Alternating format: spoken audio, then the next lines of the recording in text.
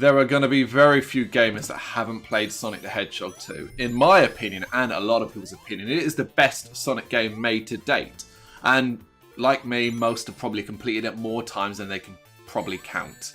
It's a game many always go back to, and it still blows the mind, even if you first played it on the Sega Mega Drive to more recently when it was ported onto things like the Xbox and the PlayStation and so on, where you could then earn achievements and trophies. One of the other areas it turned up on was on mobile devices, you know, iPads, tablets, phones and so on. Asking people to pay up front for a game they played loads and loads and loads in the past seemed unwise, really, and maybe a lot of people weren't really going to do that, but there was a good reason to do it, and that was pretty much for Hidden Palace Zone. Now you might think, what's Hidden Palace Zone, particularly if you've not played it since its early inception. If you don't know what I'm talking about, let me explain. See, Sonic the Hedgehog 2 was rushed. It was rushed back in the day to cash in on the huge popularity of the very first Sonic game. It was out within a year, and that rush meant certain things ended up on the cutting room floor, such as extra zones. And this was actually backed up by an article in publications at the time before its release, showing a screenshot of a zone that wasn't in the final game, called Hidden Palace Zone. Being the internet, over time folks discovered a way to access this hidden zone using a Game Genie, but it was a mess, filled with glitches, completely unfinished, and with no way to advance past it. But either way, it existed, it was in the game. Which brings us to Sonic on mobile. In 2013, it was remastered by two fans, and Sega was so impressed by this duo's own remastering of Sonic CD that they actually got them to carry on and do all the Sonic ports on mobile devices. And these guys, they put Hidden Palace Zone back in, fully playable. Now to get it, you need to actually drop down a hole in the second act of Mystic Cave Zone, or use a level select cheat. Now it's not missable, to be fair. If you're playing through Mystic Cave Zone, you can't miss this. You'll think you've reached a point and be like, what just happened here, as you fall to your death. But actually this is the way into Hidden Palace Zone.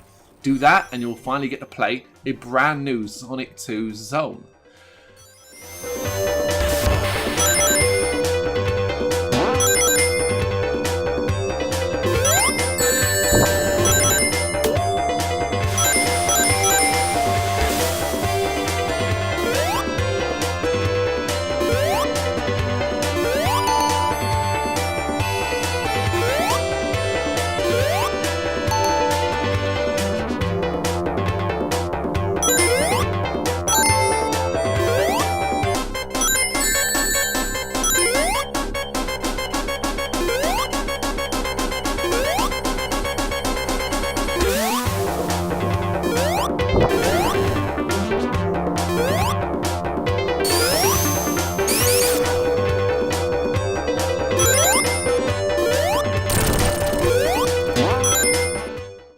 But that's not the only improvement. As well as that, the game is brighter and much prettier to look at. Knuckles is a playable character now, there's a new mode called Boss Rush, and it's got online multiplayer, as well as additional new multiplayer stages, and all this for just $1.99. That's how much it cost at the time. It is so worth it, even if you're just going in to play Hidden Palace Zone, because that level has a prehistoric theme to it with enemies taking on a similar form. It also has a unique boss battle that admittedly does take a moment to work out just how to defeat it.